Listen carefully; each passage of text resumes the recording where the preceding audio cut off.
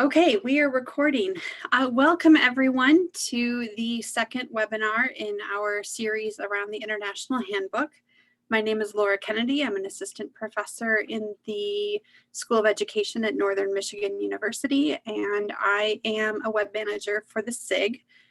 Tonight we have three wonderful presentations for you and then an opportunity to discuss self-study methods and methodologies. A few things for you to know. One, we really do want these to be interactive conversations, so please feel free to pose questions in the chat as we go. Once we hear from the three rounds of presenters, we will have time for discussion, and we invite you to keep your cameras on and unmute and really join us in conversation. Also, this is being recorded, and we will be sharing the recording on the STIG's website for everyone who's not able to be here right now. I suppose it is appropriate to say good morning, good evening, good afternoon, and everything in between. We are just really grateful that you're here with us. So at this time, I'm going to turn it over to Julian Kitchen, who will talk about the series as a larger event. Hello, everybody. Welcome. I'm Julian Kitchen. I'm past chair of the SIG. I'm one of the editors of the Studying Teacher Education Journal, and I'm the lead editor of the International Handbook of Self-Study of Teaching and Teacher Education Practices, the 2020 version, second edition. We're very proud to have the handbook out there for people to start to see. It's a big volume. 2 volumes, 7.4 pounds, 54 chapters, 1,556 pages of work by people in our field sharing what's going on. When I started in self-study, I think in 2002, I went to the castle and people were just finalizing their chapters for the first handbook. And I was in awe of what an amazing community it was and all the people who were involved in putting together a handbook and putting together a significant research community. A few years ago, I thought, you know, the 2004 handbook is fabulous, but in some ways it's not kept up with where the field is, and that we needed another one. And so working with the other editors, we came up with this one, and we solicited a lot of amazing people to write chapters on the state of the field today. So it's in 6 sections, and we offer it up to the Self-Study SIG 6 webinars to introduce the handbook, and also as a way of bringing the community together in a tough time with COVID. So today's session is on methods and methodologies. Sean Bullock was the section editor for this, and several of his amazing authors are here today to talk about their chapters. But the other chapters are also excellent and worthy of your reading. And I know I have my copy as an editor, but I think copies should be coming out soon to people in libraries over the next month or so. And if your library has this high-level subscription with Springer, you can already see it as an ebook through your university library. So welcome everyone, and over to Sean.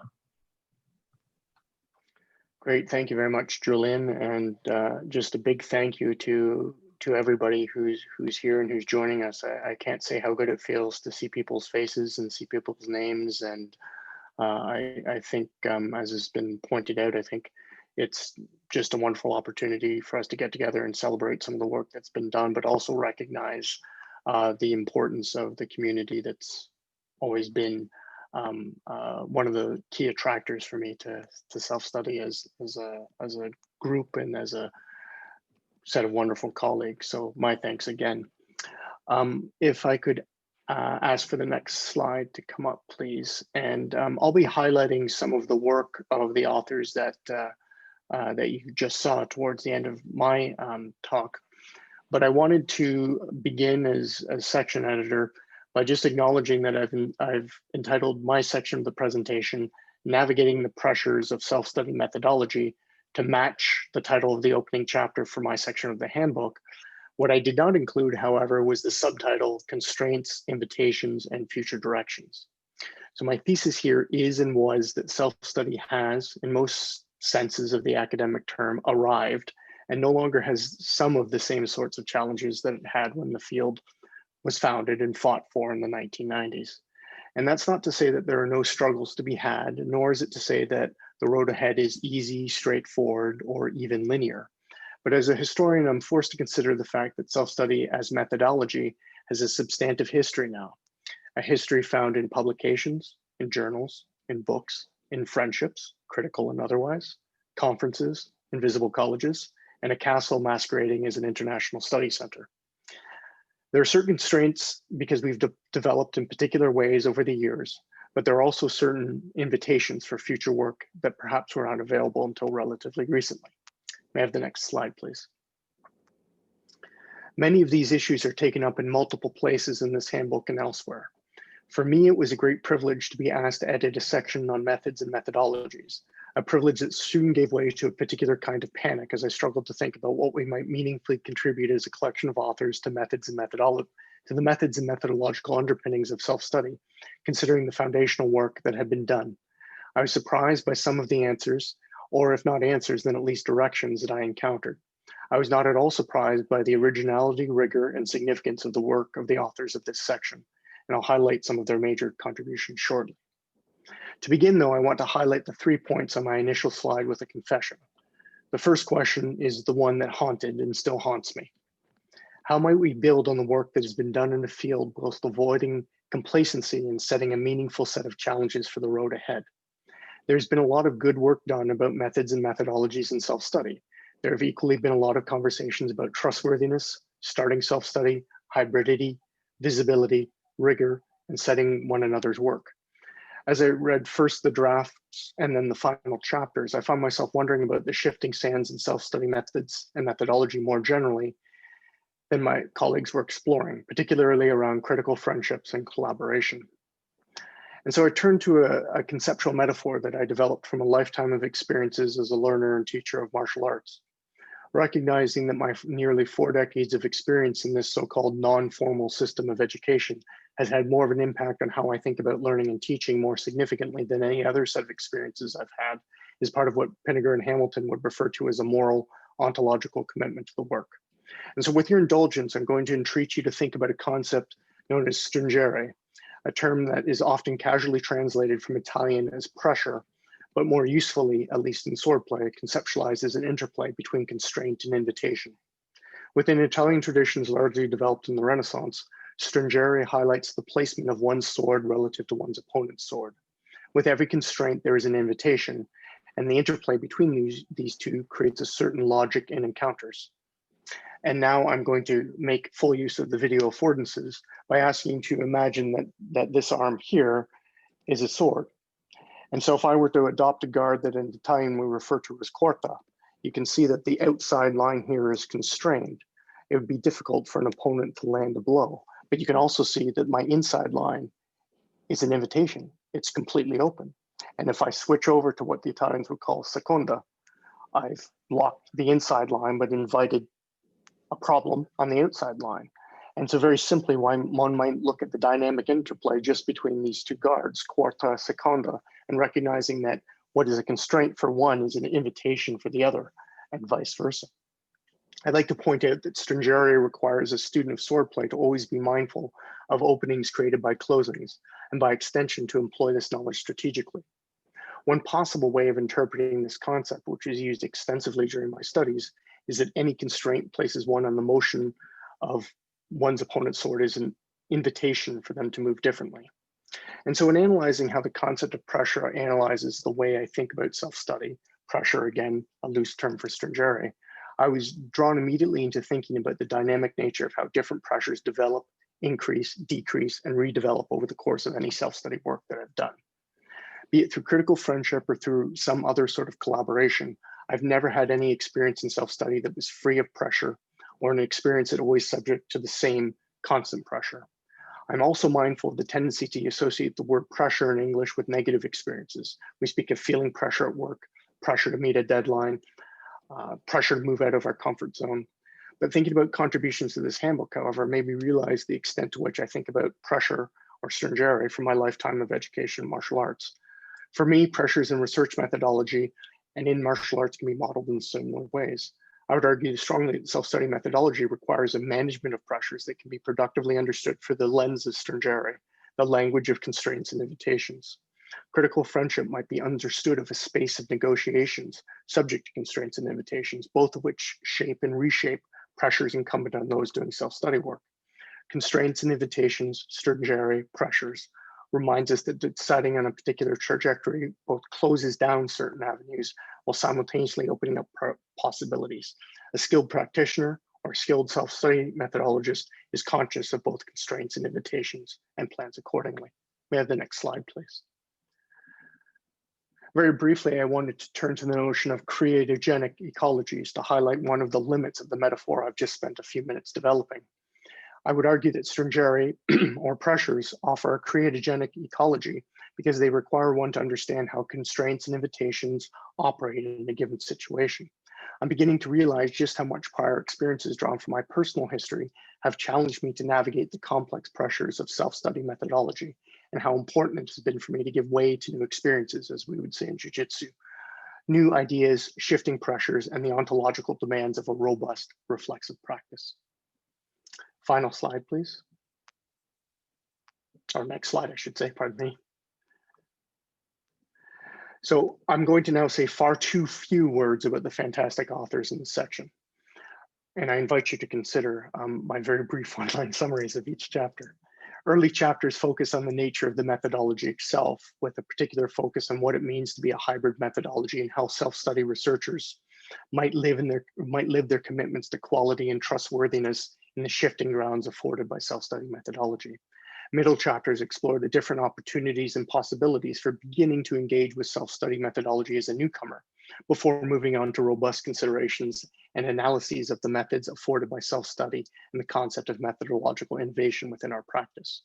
Finally, the concluding chapters revisit some questions of ethics and self-study, including but not limited to the kinds of vulnerabilities required of self-study researchers, before ending with a self-study of a newcomer's analysis of self-study methodology through the lenses of experiences and reflexive methodologies grounded in different academic cultures and in a language different from the majority of self-study research.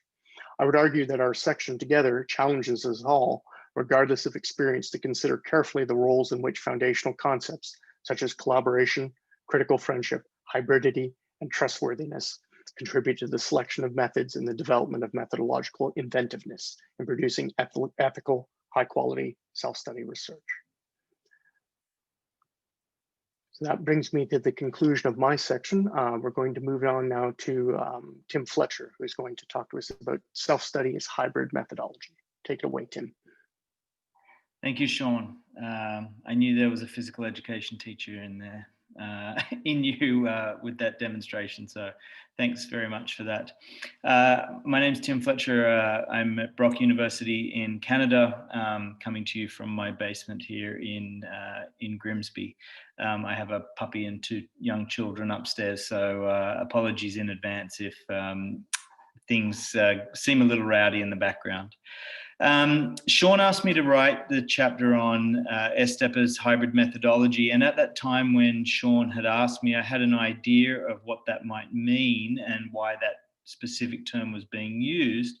However, I hadn't heard it or read it or seen it mentioned specifically. The Oxford English Dictionary defines hybridity, or something that's hybrid, as a thing made from combining 2 elements. And through writing the chapter, and particularly considering some of the challenges that people who are new to self-study might have, I've come away feeling that as a definition or as a characterizing feature, hybridity might be helpful in understanding what self-study methodology is and perhaps what it isn't. When I was writing the chapter, and I guess as the chapter has evolved, it involved a review of some important or substantive contributions on STEP. And if Laura could advance the slide, please. Thank you. And some of those contributions are listed here in this slide. The authors use terms or phrases that indicate ways that I would argue these are synonyms for hybridity have been used, and which might suggest that hybridity as a term, while not labeling it as such specifically, was implicit in the meanings that the authors carried. Now, I also recognize that most of the references here were made at the beginning of the self-study movement, as people were beginning to get a grasp on what it is and still developing those ideas in many ways. So with the idea of hybridity in mind, I sought to search for instances of hybridity in the literature, which led me to making an argument in the chapter that hybridity is a defining feature of STEP from my perspective. Slide, please, Laura. So in the chapter, I've grouped ways to think about hybridity in STEP into 3 different categories, or you might consider these the ways that hybridity is present or evident in the literature. In no particular order, but from an order that made sense to me as an author, I considered ways that definitions of STEP contained hybridity.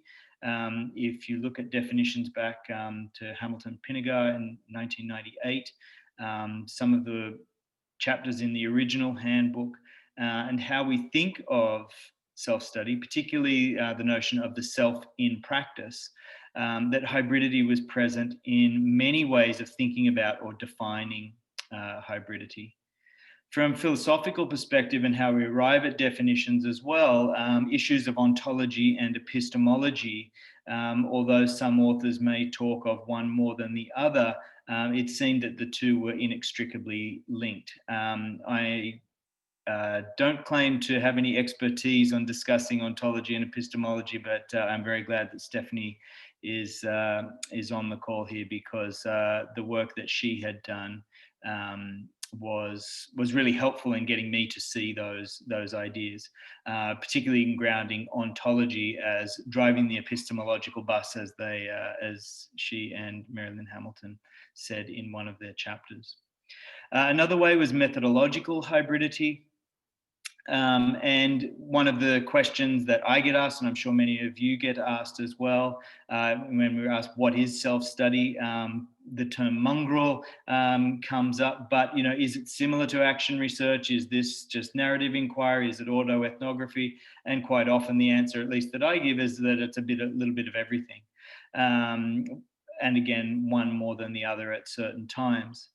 In terms of methodology, in particular research design and so on and so forth, issues like critical friendship became very clear in looking at the literature as well. And I would say that that term itself, critical friendship, is a hybrid term or captures ideas of hybridity. Also, hybridity was clear in the ways that self-studies are often analysed. Mandy Berry's discussion of tensions was particularly helpful. Rather than thinking of things as either or, we think of them as and so how there's a push and pull, and how that is clear in the data that we're analysing.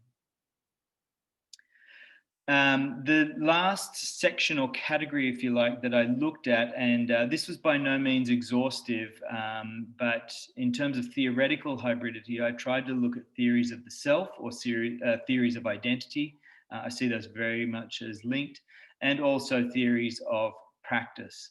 In looking at theories of the self, the role of internal and external ways of identifying, so it's not just how I see me, but my perception of how you see me. Those sorts of things were very clear. And again, to go back to the definition, the idea of the self in practice, if we think of theories of self and theories of practice, that offers us at least 2 lenses to look at or guide research designs and how we go about conducting self-study research. Laura, if you could please advance the next slide. Thank you. So this table is presented at the end of the chapter, and what I've tried to do in this is capture the ways that hybridity was evident from the review in definitional, methodological, and theoretical ways. And although the hybrid relationships, at least in the table I've ordered from top to bottom, left to right, I resisted the temptation to make subheadings in this table because a lot of the time these relationships were evident across definitions, across methodological issues, and across theoretical issues. This is by no means an exhaustive list. These were some of the points and things that I found in the literature that I reviewed. And I'm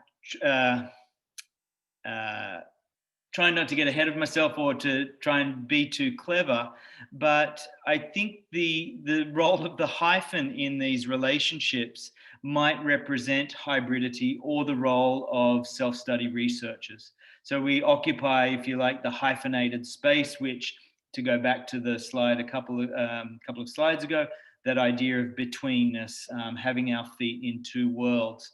We're playing the role of the hyphen in these relationships. And so I'm hoping that this list might stimulate some discussion and further thinking of hybridity. It's not meant to be exhaustive or definitive, and I hope others might use it as a springboard to consider further analysis, review, or thinking about STEP as a hybrid tradition. Thank you. I look forward to our discussion. Well, thank you very much, Tim. It's my pleasure to introduce Deb Tidwell and Svanborg Jonsdottir, who are going to talk to us about methods and tools of self-study. So take it away. Thank you. Thank you. Well, both Svanborg and I were delighted to have the opportunity to work together and to have a chance to read so many studies and looking at methods. It was a very challenging task because we found ourselves finding a need to actually label, in a sense, how methods are organized and categorized. And that became a very frustrating task at times and incredibly intriguing. If we could move to the next slide. Thanks.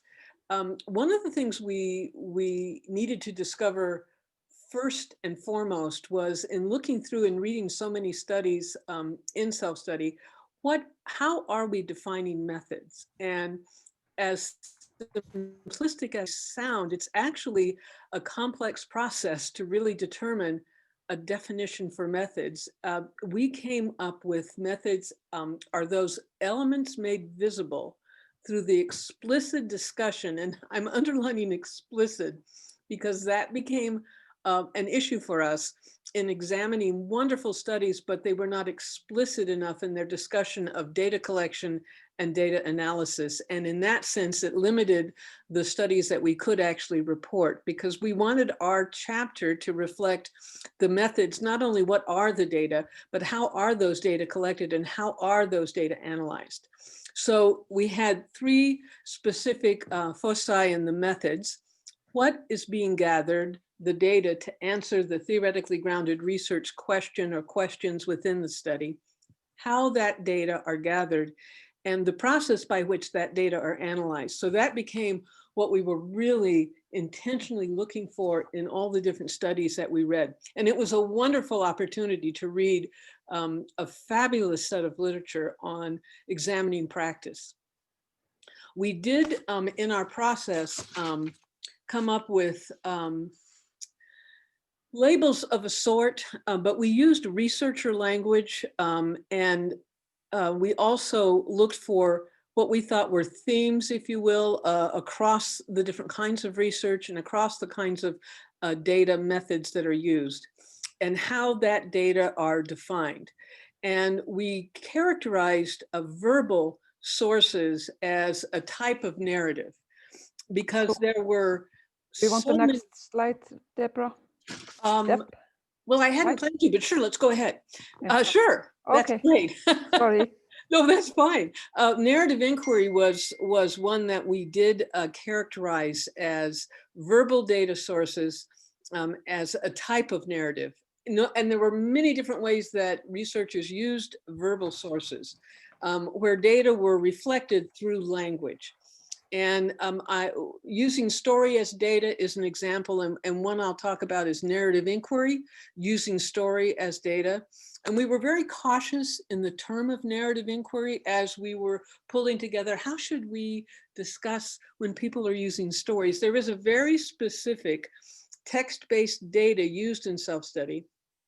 And they talk about researchers immerse themselves in what Julian Kitchen describes as experience as lived and told in stories.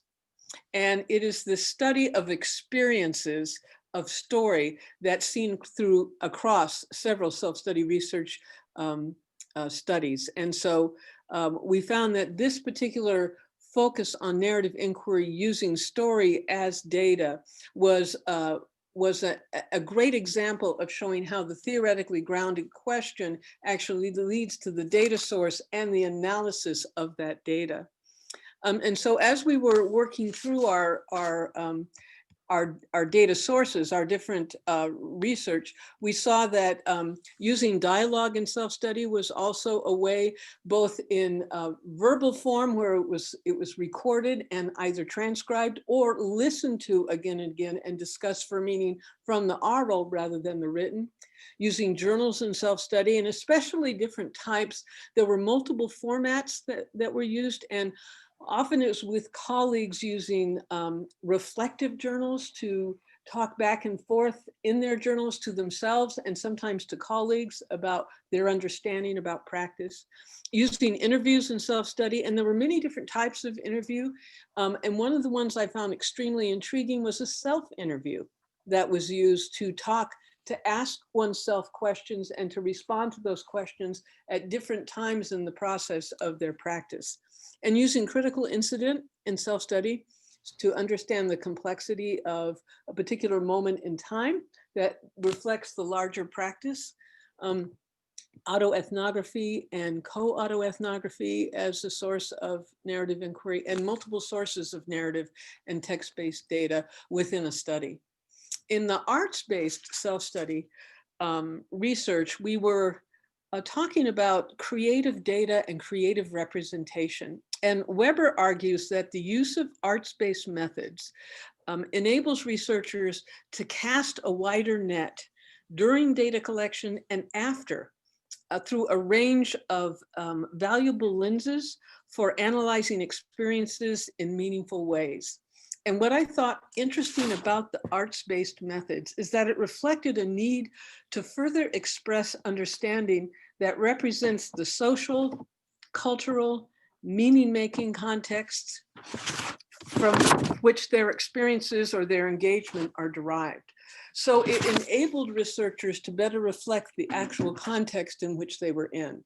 And so the arts-based studies, self-studies were done through visual representation of meanings such as photos and drawings, the use of collage as an inclusive learning activity, objects as artifacts, very fascinating. Matter of fact, that interested me so much that I've now tried using objects as artifacts. And I've only tried one so far, one self-study with object as artifact. And it is profound in the way your understanding about the context of your study emerges from examining an object. So it's theorizing that abstract concepts in a grounded manner. And poetry, where it helps to focus attention on the meaning of their experience, and they concentrate more on meaning. This metaphor use, where they look at metaphor and analogies, and where they're original metaphors, where they find surprising kinds of meanings emerging, and it's used to add to the understanding and interpretation of data and findings. The use of dance, which is a foundation for understanding who you are as a person, who you are as a professional, and the musical representation as a connection to inform how results are framed. So these arts-based self-study, I would strongly encourage you to take a look at the arts-based examples we have and expand beyond that to the arts-based studies that are in the Castle proceedings. They are enlightening in the ways that they think about data and think about representation of context through the visual. Next slide. Yeah, can I add one observation, that even though we call one section arts-based and creative, it doesn't mean then that the other categorization is not creative or even artistic. Yes, thank you. That's so true. That's so true. What we walked away from in this opportunity to write a chapter on methods and tools was that for self-study really to have a true, meaningful, useful set of results, it is so critical that there is a full data process that's made clear. It's this sharing of the data process that makes transparent that trustworthy nature of the findings. And I understand that sometimes we have page limits and space limits for what we can and cannot include. But if there were something to get rid of, I would probably not get rid of the explanation of the process. For me, it's now become so critically important in understanding a study, a self-study where the research is applied to the self and applied to the context of practice. It's so important to understand that context and to understand how that data emerges and how that data is understood and realized in findings.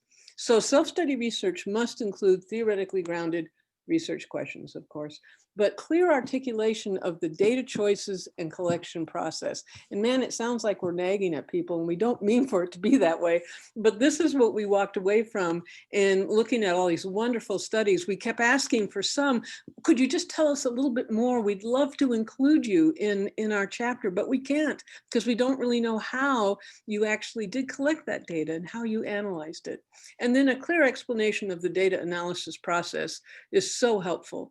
It's this full reporting of the data process that enables us to make sense of what we know and that enables us to confirm the efficacy of our research practice. So I guess that's our final plea to the community is as we continue, especially in the Castle Conference, where there were so many wonderful studies, but it was the grounding of the literature review and the findings that were so brilliant.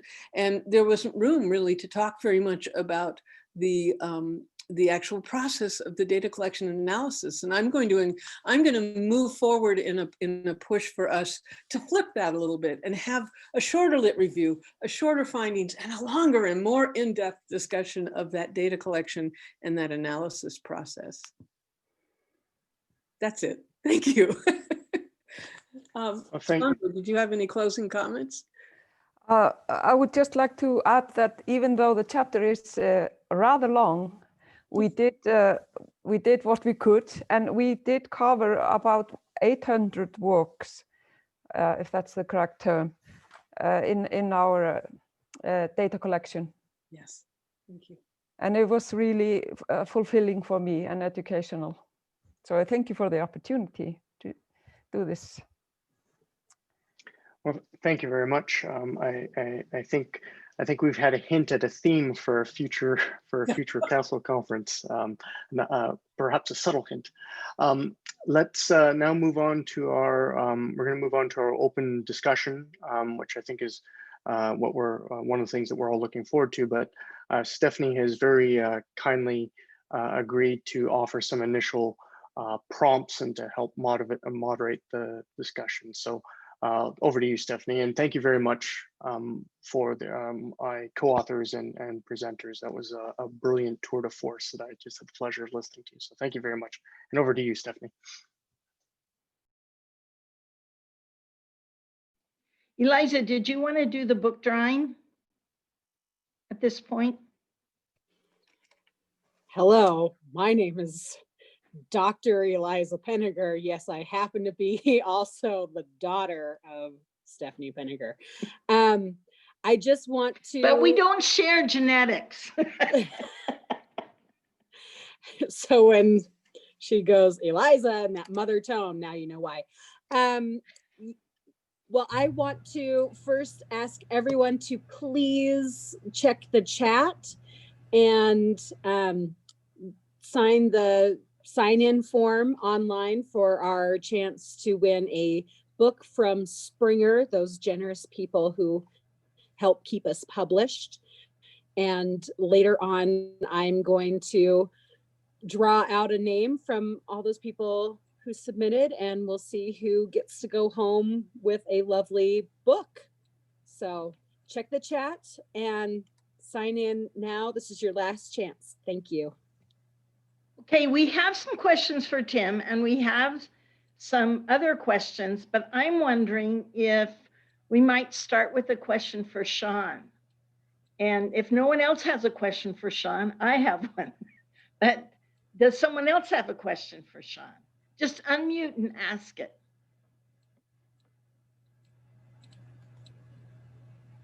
Okay, well, if no one else is going to for a minute, I really wanted you, Sean, to talk about how this understanding about tensions and invitations and constraint has impacted the way in which you've done your work. I found that absolutely fascinating.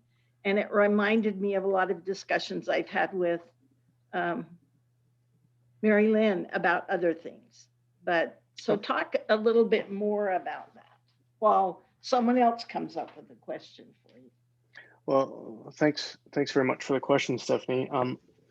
I admit that I had never thought about using the language of constraints and invitations before having read the other chapters in the section. And when I was faced with the task of thinking about how to frame up the section, I was trying to think of how I might go about doing that. And as some of you know, over the last few years, I've been working really hard to try and break down what some might call an epistemological barrier between my educator self as a martial artist and my educator self as an academic. And for most of my life, nary the two shall meet.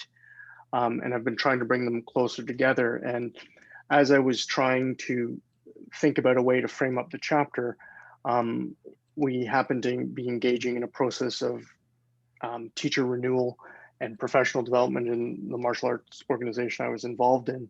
And we were talking about the value of working with others and the idea of how to be a good partner when we're doing drills or we're doing various kinds of exercises. And one of the things that we realized that we were talking about is that this idea of stringerity became central to what we do, not just something that was fundamental to a 17th century text, but the idea of recognizing that there's no perfect positionality to be in at any time, which is something that beginners would often ask us in martial arts. Well, what's the best way to stand? So I'm going to be as strong as I can possibly be.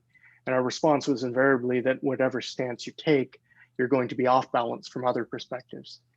And I had one of those moments, again, thanks to the authors in the section, of realizing that actually is not a bad way of thinking about how I've tried to engage in my own self-study work over the course of since I've been doing it.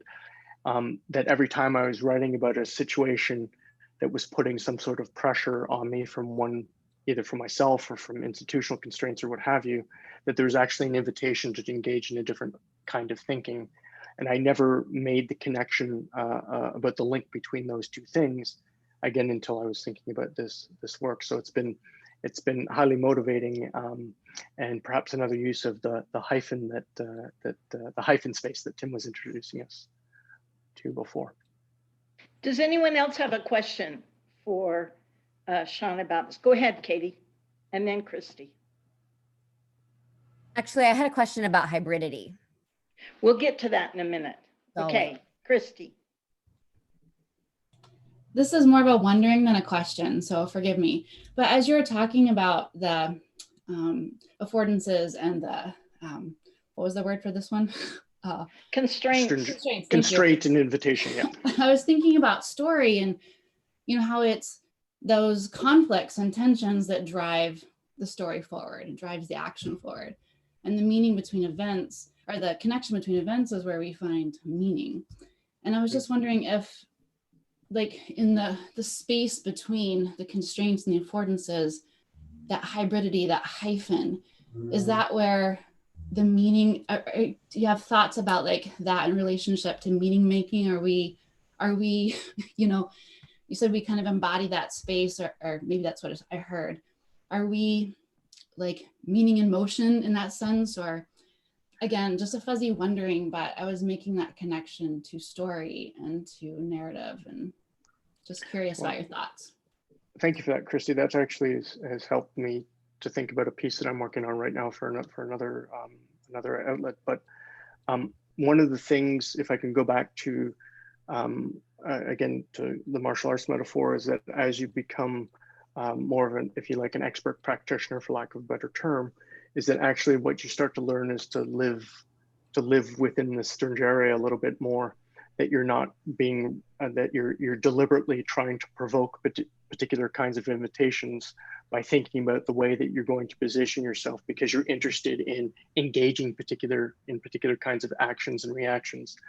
And in the Italian manuals, they talk about it as play gioco, the idea that you're trying to provoke a particular kind of interaction with the people with whom you're working.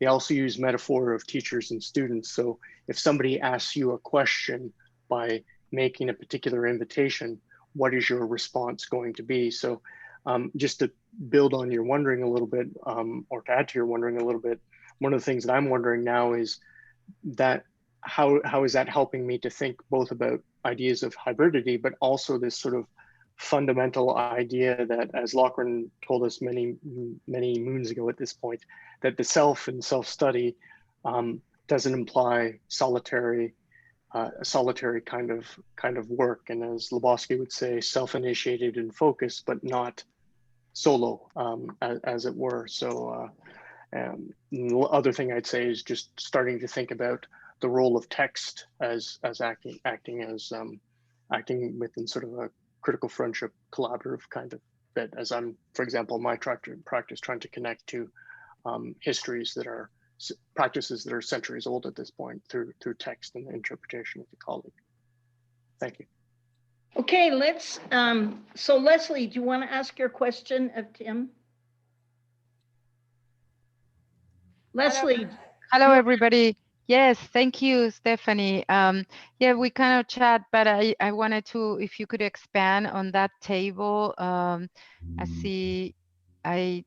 wanted to know your thoughts a little bit more than just the titles of each category. I find it fascinating. Thank you for your work. Well, thanks very much for the question. Let's have Laura share that slide again. Great, thank you, Laura.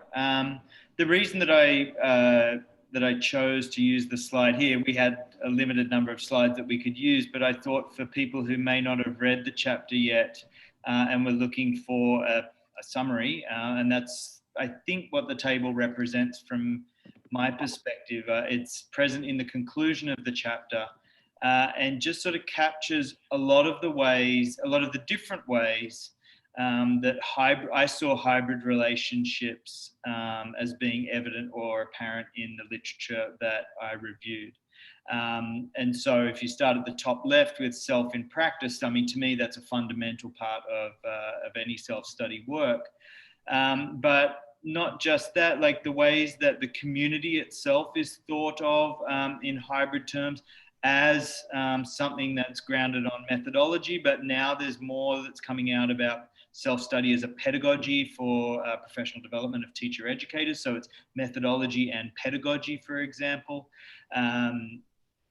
The relationships between the different methodological traditions, action research, narrative inquiry, and autoethnography. I mean, Below and Pinnegar, famous term, and probably my favorite term to refer to self-study as a mongrel, I think is such an accurate and helpful description.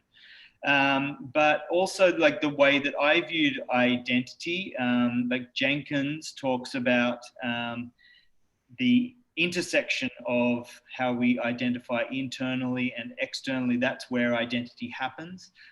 So once I started sort of piecing together these relationships, I was able to see that it wasn't just one instance of hybridity. It's not just the self in practice that we might consider hybrid.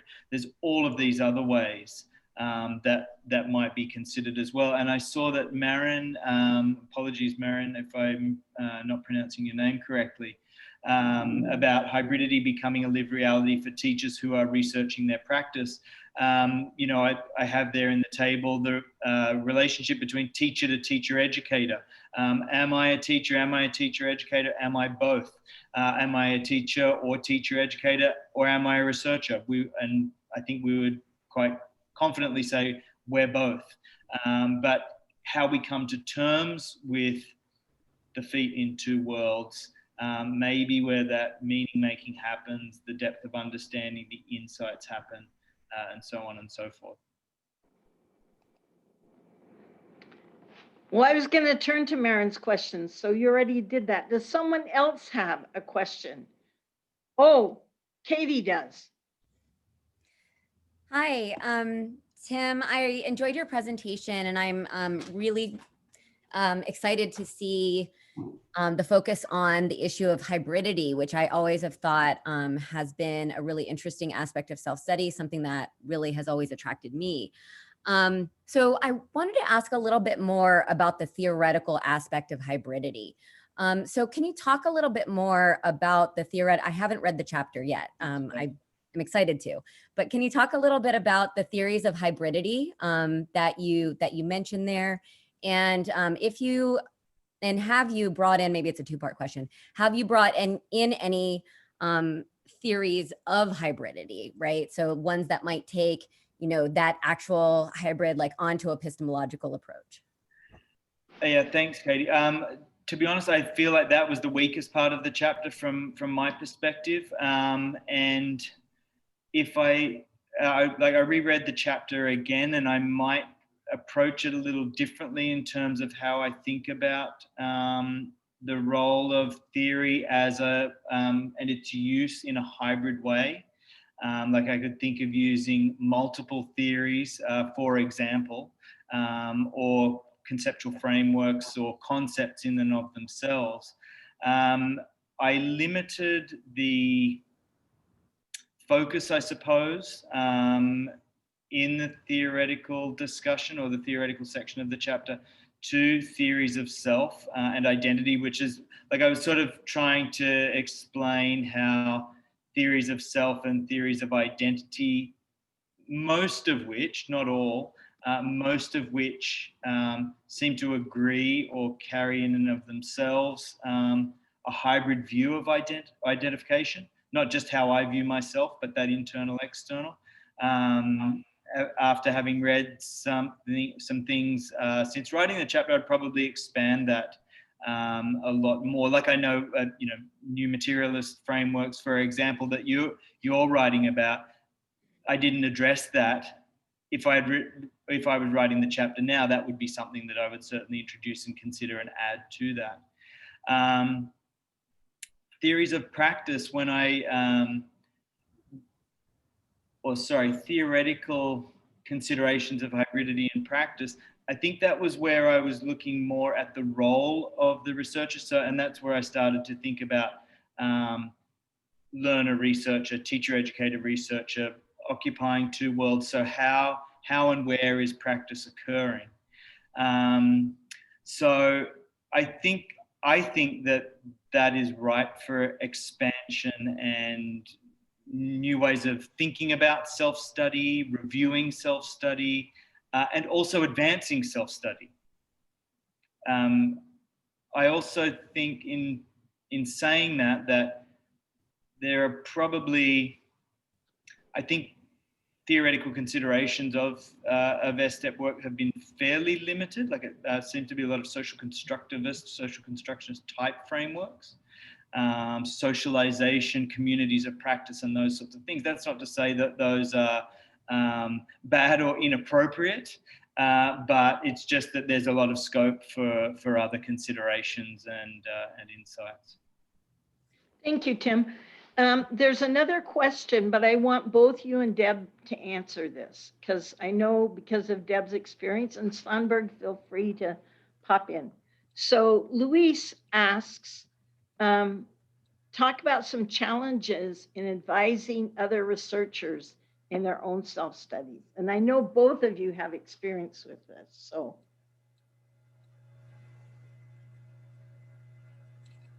So do you want to go, Tim, or do you want Deb to? I've spoken for a bit, so I'm happy to let Deb have a turn. Thanks. The first thing that came to mind in one of the biggest challenges in advising for self-study is for the person who is.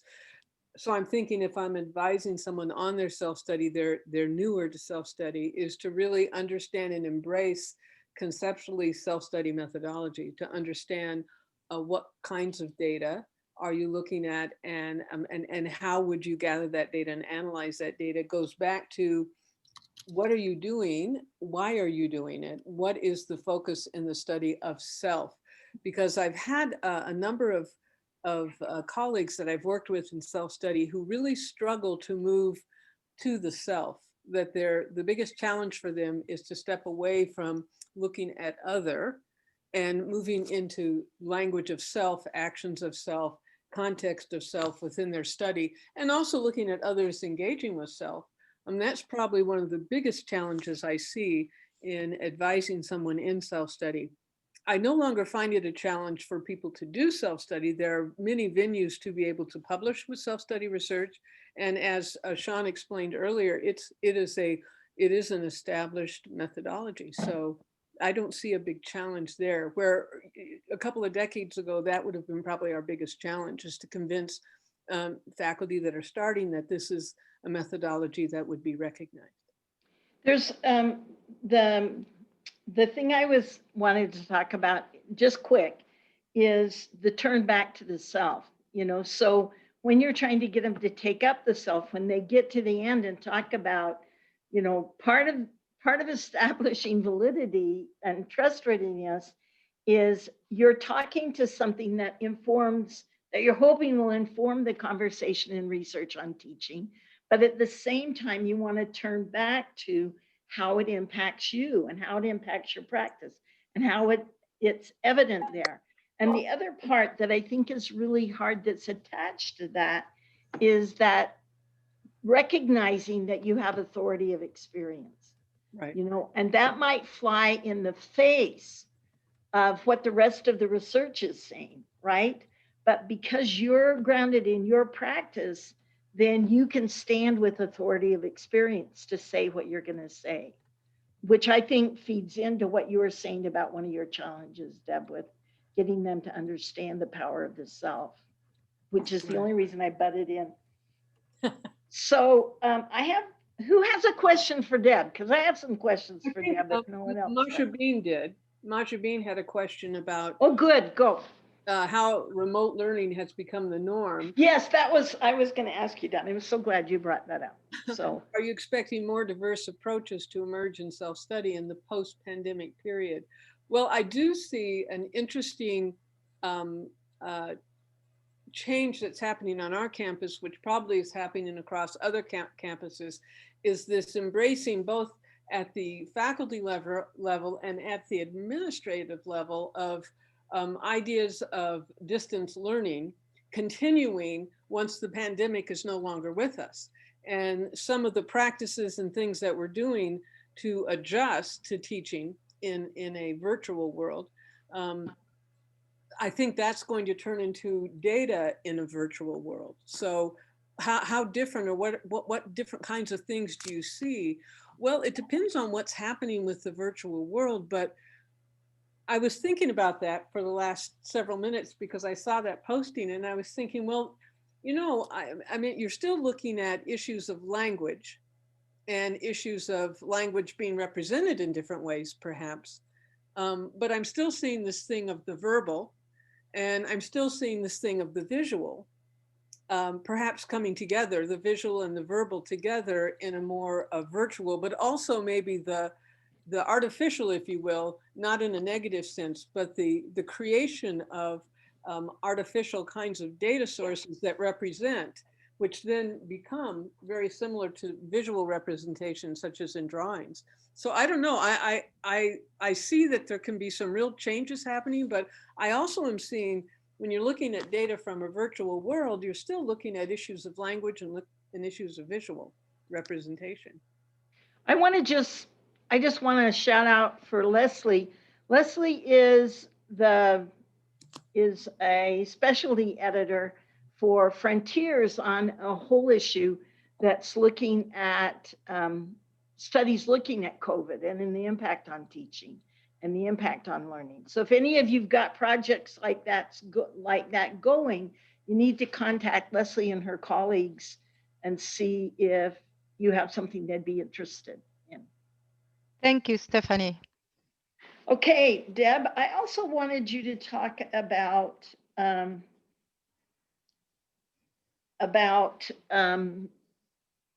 what you learned about the creative process of data collection and analysis, or Svanberg could as well. Oh, Svanberg could totally speak to this. Matter of fact, I'm going to defer to Svanberg just for a moment in the creative process.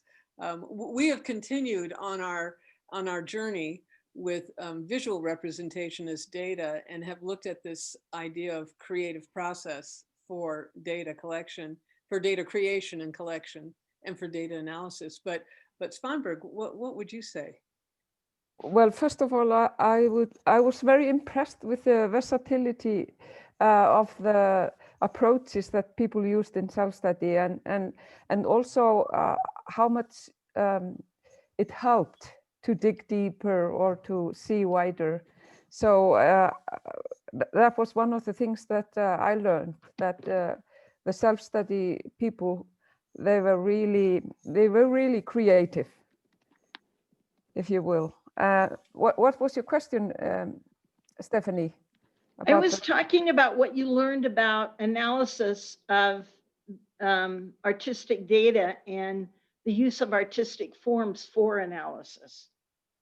Yeah, it seemed to give both new avenues and also this capacity to kind of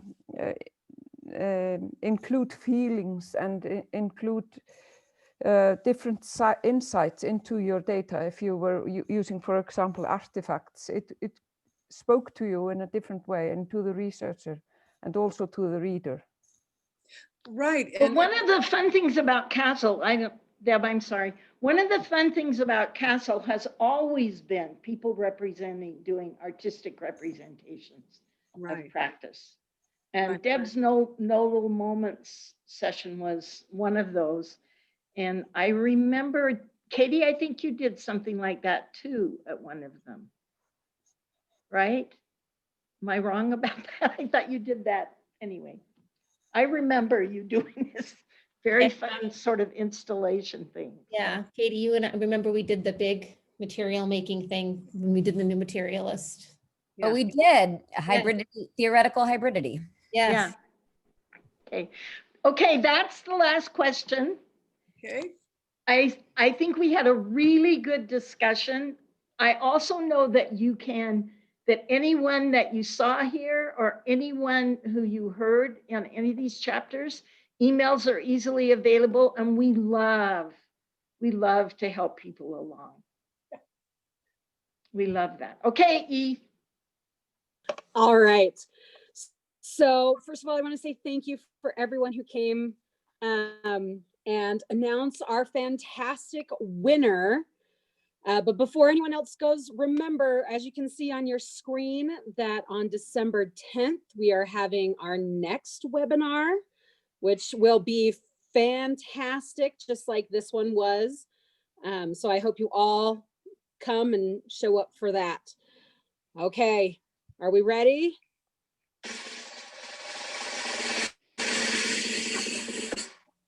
All right, our winner is Matthew Kruger Ross. Woo! Woohoo! So we have Matthew's email. I don't know if he's still on, but we will be sending you an email shortly so that we can set up sending you. Oh, fantastic, he's on. We're sending you a book, my friend, and we're so glad that you are here with us. Make sure that you check out our website, as you can see on this last slide, and please follow us on Facebook and Twitter. We like to keep these conversations going, and we love to be an active community. So sometimes I'll just post a question and see who on Twitter is awake at 2 a.m. to help me with my question. So please feel free to connect with us through the website, through Facebook, through Twitter, and join our SIG if you're not part of it yet. And we'll see you, hopefully all of you, on December 10th for our next wonderful webinar. Thank you so much. Can I make an announcement really quick? Sure. If folks are interested, I'm going to do a social hour, just an impromptu happy hour. So I dropped a link in the chat. I'll do it again if it's gone up too far. So if y'all want to, if anybody wants to come chat, see you in a few. Great. Yes, the conversation doesn't have to